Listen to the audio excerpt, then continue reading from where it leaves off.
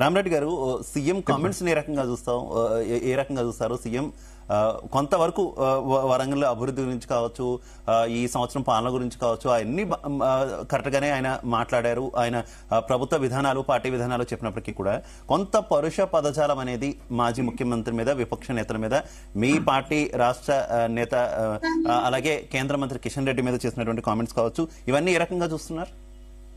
ఒకటండి, తెలంగాణ సపరేట్ తెలంగాణ వచ్చిన తర్వాత తెలంగాణ సోనియా గాంధీని మన రేవంత్ రెడ్డి గారే అంతకుముందు అన్నారు బలిదేవత అన్నారు. అదే నోటితోటి, అదే నాలికతోటి ఆమె బలిదేవత తెలుగుదేశం అని ఉన్నాం.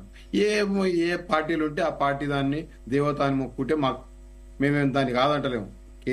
వారు బీజేపీ ఏబీపీలు ఉన్నారు, తర్వాత టీఆర్ఎస్లు ఉన్నారు, టీఆర్ఎస్ తర్వాత తెలుగుదేశంలో పోయారు, తెలుగుదేశంకి వెళ్ళి అధికారం ఉంది కూడా కాంగ్రెస్లో ఉండొచ్చు.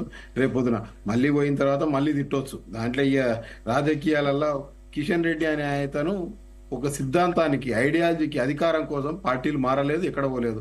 ఉన్నది ఒకటే పార్టీలు ఉన్నాడు. వచ్చినప్పటి నుంచి గెలిచినా ఓడినా అదే పార్టీలు ఉన్నాడు. వీరేమో గెలిస్తే ఏది అవకాశం ఉంటే దాంట్లో పోయిర్రు. దాని గురించి మనం ఎక్కువ వారు విమర్శించారు. ఆ భాష అనే దానికి మూల కర్త కర్మ క్రియ అంతా ఎవరంటే కేసీఆర్. ఈ దేశం వల్ల తెలంగాణ రాష్ట్రం వల్ల రండలు దద్దమ్మలు ఈ భాషను తీసుకొచ్చిన మహానుభావుడు కేసీఆర్ గారు. నిర్బంధం గురించి మాట్లాడితే వారు చేసిన, మనం చూసిన తెలంగాణ ఉద్యమంలో కోదండరామ్ గారు, ప్రొఫెసర్ కోదండరామ్ గారు ఇల్లు వాళ్ళు కొట్టి ఆయనను గల్లాలు పట్టి గుంజుకపోయారు. అదే విధంగా బండి సంజయ్ ఇంట్లో పోయి ఏం చేసిర్రు, పోలీసు వ్యవస్థను దుర్వినియోగం ఏ విధంగా చేయాలి, డెమోక్రసీ లేకుండా చంపబడ్డది టీఆర్ఎస్ ప్రభుత్వం. ధర్నా చౌక్ ఆడ ఏదైతే తెలంగాణ ఉద్యమం కోసం ప్రతిరోజు ధర్నా చేసినట్టు ధర్నా చౌక్ని ఎత్తేసిండు. నిర్బంధం ఏదన్నా ప్రోగ్రామ్ చేస్తే ముందు రోజే ఇండ్లలో అరెస్టు, పోలీసు వాళ్ళని ఇండ్లలో. ఇక అది ఇంతకు ముందు మొన్నటి వరకు వీళ్ళు లేకునేది, వీళ్ళు కొంత ప్రజాస్వామ్య బద్దంగా ఉన్నారని మొన్నటి వరకు అనుకున్నాం. కానీ చెంగిచెర్ల ఘటన తర్వాత ఇవాళ ఎవరు డికేఆర్ నగర్ పార్లమెంట్ కాన్స్టిట్యూన్సీ ఆడబోదామన్నా ఇంటికాన్ని అరెస్టు, విశ్వేశ్వర రెడ్డి గారిని హౌస్ అరెస్టు. వీళ్ళు కూడా సేమ్ కేసీఆర్ అడుగుజాడలలో నడుస్తున్నారు. కేసీఆర్ గారు కూడా ఆయన నచ్చితేనేమో మోడీ అంత ప్రధానమంత్రి లేడు, నాకు కుచిబి నాకు మీ అంత ఉంటే. తర్వాత మనం 5 సంవత్సరాలు చూసినాం. ఆయన రాష్ట్రాభివృద్ధి కోసం ఒక ప్రధానమంత్రికి వచ్చిండు, మోడీగా రాలేదు, పార్టీ అధ్యక్షుడిగా రాలేదు. దానికి ఏ విధంగా అయినా రెస్పెక్ట్ చేసిండు అనేది తెలంగాణ ప్రజలు గ్రహిస్తున్నారు, భారతదేశ ప్రజలు కూడా గ్రహించారు. ఎందుకంటే కేసీఆర్ నీతులు ఇయ్యాలేదో కేటీఆర్ కు ఇయ్యాల జ్ఞాపకం వచ్చిందేమో, ప్రజాస్వామ్యం డెమోక్రసీ ఇది అయ్యింది, నిర్బంధం అవుతుందని. మీరు చేసిన పాపాలన్నిట్లను వాటి ఆ అడుగుజాడలనే ముందలనాగర్ ఎట్లా పోతే ఎనికినాగలి. ఇవన్నీ కూడా ఈ పార్టీలన్నీ ఇంట్లో ఉన్న లీడర్లు అంతా పుట్టింది కూడా ఆ తెలుగుదేశం అనే దాంట్లో నుంచే వచ్చిన వాళ్ళు. వీళ్ళంతా కూడా కొత్తగా వచ్చిన నాయకులు కాదు. కేటీఆర్ తెలుగుదేశంలోకి వచ్చిండు, రేవంత్ రెడ్డి తెలుగుదేశం వాళ్ళకి వచ్చిండు, దయాకర్ రావు రేవంత్ రెడ్డి తెలంగాణ తెలుగుదేశం పార్టీల జోడెట్ల లాగా నడిచిర్రు. అయిన తర్వాత మళ్ళీ అలా ఈయన మాట్లాడుతున్నాడు.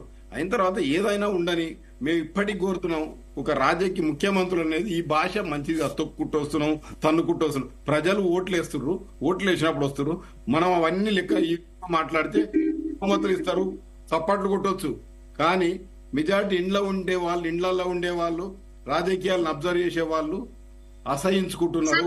రాజకీయ నాయకుల అరెస్టులని, ప్రజల మీద జరుగుతున్న దాడులని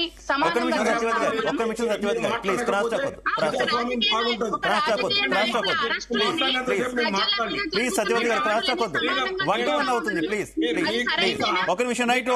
ఓకే మనం కాంగ్రెస్ వెర్షన్ విందాం. మనతో పాటు కాంగ్రెస్ పార్టీ నుంచి రమేష్ గారు జాయిన్ అయ్యారు. రమేష్ గారు నమస్తే. నా ఆడియో క్లియర్ గా ఉందా మీకు?